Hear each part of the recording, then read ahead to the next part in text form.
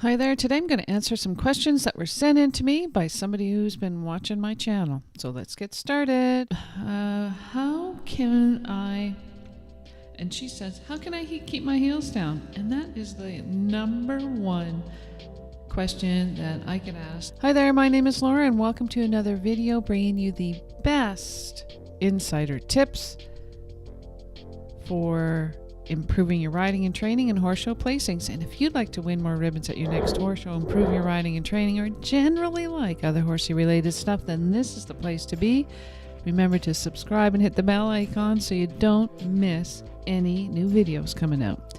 So I got this email from somebody, Misty, I believe it was Misty, and she says, how can I keep my heels down? And that is the number one question that I get asked. That's the number one question, and it's the number one thing that people really need to do, really need to understand. And keeping your heels down is just not a fashion statement. Keeping your heels down is really important so that you can stay comfortably on your horse. Number one thing to do to keep your heels down is you have to be relaxed. So I'm going to go for 5 tips for you to do so that you can keep your heels down. And I'm going to give you some exercises too, so stay to the end because I want to give you some exercises. Number 1, first thing you have to do to keep your heels down is keep the weight sitting in a proper position so that the weight can come from your upper body to your seat to your legs down into your heels. If you're pinching with your knees or hunching yourself forward and leaning forward, the weight's not going to come into your heels, so your heels are going to come up. So keep the weight straight down into your heels. When you're looking from the side, have a straight line, ear, shoulder, hip, heel when you are riding on the flat, and shoulder, knee, toe when you're riding over fences. Number 2. Second thing you need to do is to make sure that you fit in your saddle and that your stirrups are adjusted properly. And I've said this before, is that the top of your stirrup tread should hit the bottom of your ankle bone. And that is the number one kind of rule of thumb for adjusting your stirrups, is having the top of the stirrup tread hitting the bottom of your ankle bone. You can adjust it a little bit down or up depending on how you really like tread. The other way is to put the stirrup bar at your elbow, and the stirrup leather and iron should reach underneath your arm. That's another rule of thumb. But the top of the stirrup tread hits the bottom of your ankle bone. That's a really good rule of thumb. Make sure your stirrups are adjusted properly.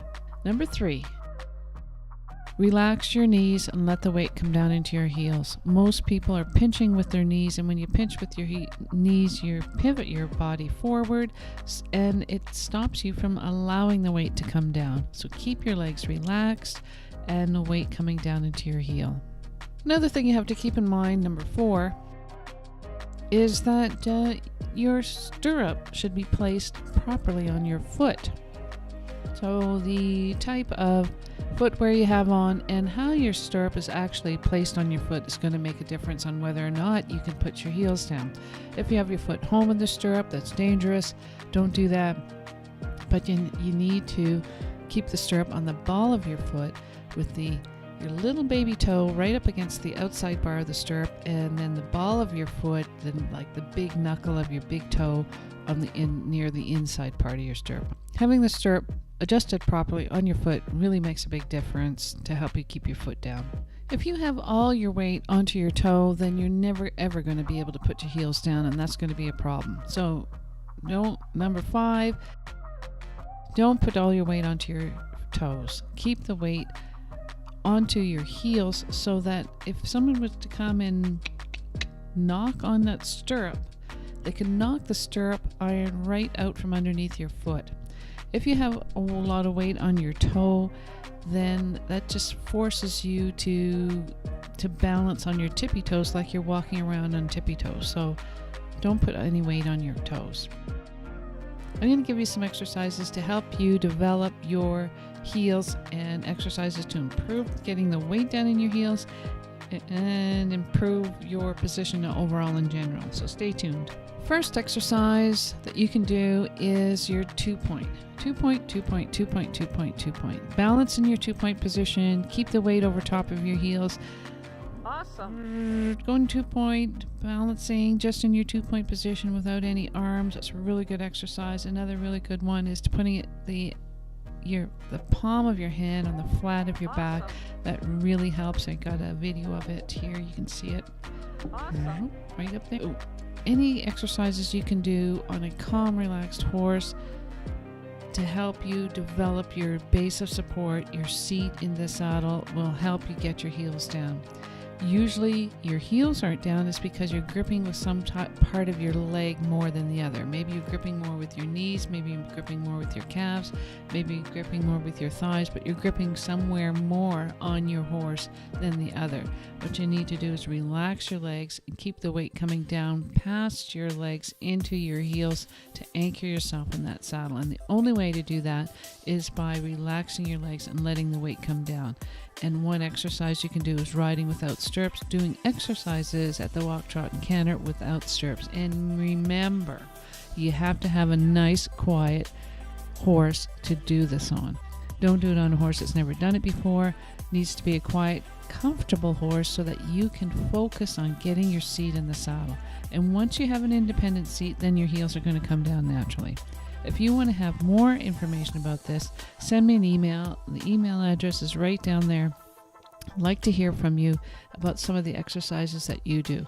One of the exercises that I really like to do with horses, really like to do on the lunge line with my students, is walking without stirrups. And as you're walking without stirrups, lift one leg off the saddle, then the other leg off the saddle, by lifting your knee up towards your chest or lifting your leg off to the side in the correct riding position so that you can get your leg away from that saddle and sit deep in the saddle with your seat in the saddle and your legs away from the saddle. Pretend we were riding a bicycle while we're on our horse. So just keep our seat in the saddle, lean back, lift both legs off the saddle, and pedal our legs like we were pedaling a bicycle. So that's a really good exercise to do. Really important when you do this exercise that you hook your fingers on the pommel of the saddle, that's the front of the saddle, and lean back with your shoulders well over the cantle and well behind your hips so that you can lift your legs up and get your seat deep in the saddle. Do not lean forward and try to lift your legs up. Sit up, lean back so that you can get your legs off the saddle. First of all, lifting your left leg off the saddle, left leg on the saddle. Do that one whole entire circle. Then do your right leg off the saddle, right leg off on the saddle. Do that one whole circle. Then left leg off, right leg off, left leg off, right leg off, left leg off, right leg off, and do that in time with the horse. So when the horse's left leg is moving forward, you're lifting off your left leg. And when the horse's right leg is moving forward, you're lifting off your right leg. So you are like you're walking with the horse's front legs. Really good exercise. The next development of that is lifting both legs off together at the same time. So both legs off, both legs on, both legs off, both legs on. Try this. It is a really good exercise to develop your weight down into your seat and really good exercise to get your core muscles developed and get your legs a little bit loosened up. What you'll find is that your legs will be looser and longer and the weight will come down into your heels more. And if you can do all those at the walk, then get your horse to go to a nice, slow, easy trot, jog, and do them at the trot, jog. Really good exercise to get your seat independent from your legs. So while you're jogging, do the same exercise. Lift your left leg off and keep it off. Left leg off, then on, off, on, in time with the horse's left leg. Do that one full circle as you're being lunged. Then do your right leg off on, right leg off on, right leg off on, in time with the horse's right front leg. Then do both legs together. Both legs on, both legs off, in time with the horse's 1, 2, 1, 2 trot, and then lift both legs off and keep them off. Then the grand finale would be Lift both legs off, pedal them like a bicycle, and do that for one complete circle. I would love to see a video of you doing this exercise. Guaranteed, if you can do this exercise, you will have an independent seat, independent legs, and your heels will be down. Send me a video. I'd love to see it. So there's five tips about how to get your heels down and some exercises to help you improve getting your heels down. My name is Laura, and if you like to improve your riding and training, win more ribbons at your next horse show, and generally like other horsey-related stuff, then remember to subscribe and hit the bell icon so you don't miss any new videos coming out. Now, go use this stuff. Go hug your horse. Go use this stuff. Thanks now. Bye.